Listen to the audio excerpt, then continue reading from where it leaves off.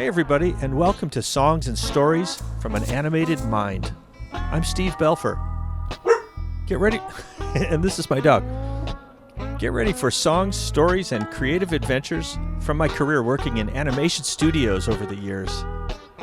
Along the way, you'll hear some of my original music, including instrumentals, soundtrack stuff, funny rock tunes. To go along with these stories, I'll be showing some of my fun sketches out of my sketchbook. These aren't storyboards or production art. This is just some loose ideas, and I hope you enjoy them. Here's today's story, The Star Wars Bell.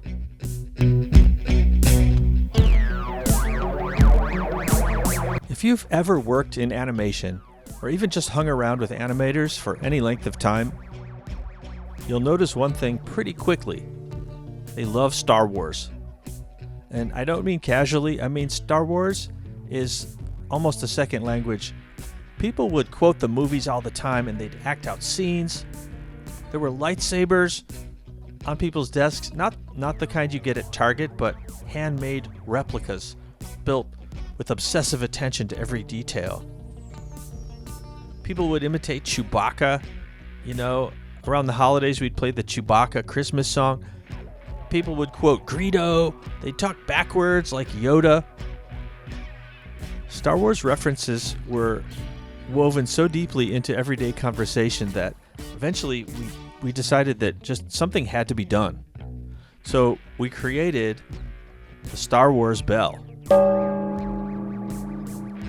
So I bought one of these little hotel desk bells, ding, and I printed out the official Star Wars logo and I just taped it onto the front, and that was the Star Wars Bell. And the rules were simple. Anytime somebody quoted Star Wars or referenced Star Wars or did an imitation of a character, somebody would ring the bell. The person closest to the bell would ring it. Ding! The idea was that public humiliation would reduce the number of Star Wars references. It did not. We would get to work usually around 9:30 in the morning, and by about 9:33, ding, ding, then somebody would, quote another line, and somebody would answer like Yoda, ding, and instead of eliminating Star Wars references, all we had accomplished was just adding an annoying bell to the soundtrack of The Office. So, for the first day, it was just ding, ding. And this basically... Hey, shush. This made the problem worse because people would do it so that they would see if somebody was listening and they would listen for the bell. And it lasted a couple days. Eventually, I think we reduced it to just you ring the bell the first time it happens in the day, and then we just got rid of the bell.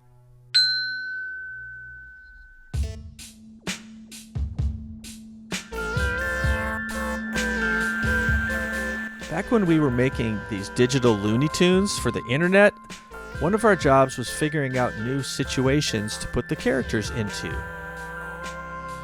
Not changing the characters, just kind of finding a way to use this cast of beloved characters for them to interact with each other. And as you know by this Star Wars Bell story, you'll know that animation studios and Star Wars have a long and complicated relationship.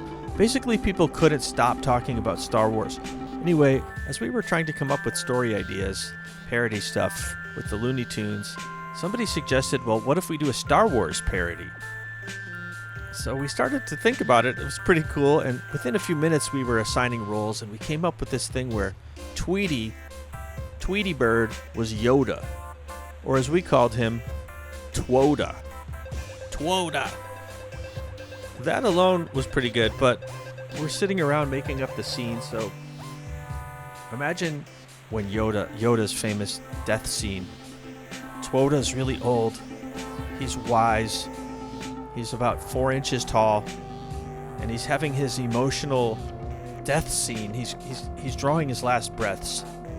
Sylvester leans in, and Twoda says, "Come closer." Sylvester leans in, "Closer." I'm sorry, I'm not the actual voice guy, obviously, for Tweety. He says, closer. So Sylvester leans in, and then Sylvester's finally right next to his face, and then Twota says, I taught Putty Tat, and he pulls out a lightsaber, but it forms a light sledgehammer, and he gets up and he smashes Sylvester on the head, and he flies away. And then, of course, a huge lump forms on Sylvester's head, shaped like Jabba the Hutt or something, and little Star Wars things are flying around it. It was pretty stupid, but we had a good time. I just loved writing ideas with those guys. They were so funny, and we knew if we could make ourselves laugh, we were onto something pretty good.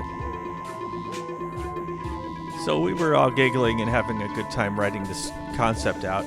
And the problem is, somebody higher up heard about it, and they basically said no. They basically formed a Death Star and charged it up and destroyed this idea because it was Star Wars. And Warner Brothers doesn't own or have anything to do with Star Wars, so you don't want to start getting involved with somebody else's property and blend them, and legal would get involved, and it turned into this whole thing. So the whole idea was just like, hey guys, just do something else. So we did. It was kind of a shame because we were ready to have a good time with it. And for every cartoon you see, there's probably 100 ideas that never make it past a conference room, and some of them should stay there, and some could have been masterpieces. We'll never know. Twota died before the production began, and he did not form a Force ghost like Yoda. But if he did, Wook, it would have been good. I don't know. I still like the idea. Wook Skywalker. Tweety. Imagine Tweety going, Wook. And then Chewbacca gets confused. He's like, Ugh.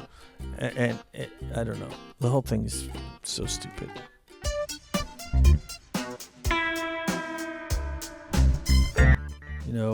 One thing they always say about Star Wars, it's full of robots.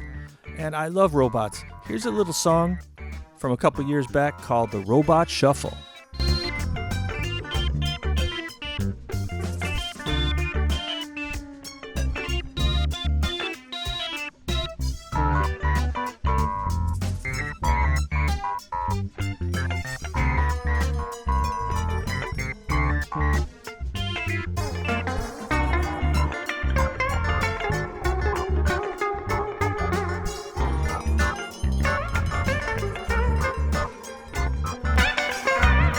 Thank you for listening today to Songs from an Animated Mind. So I'm going to do one of these every week, so come on back. Our next story is called The Slime Fountain.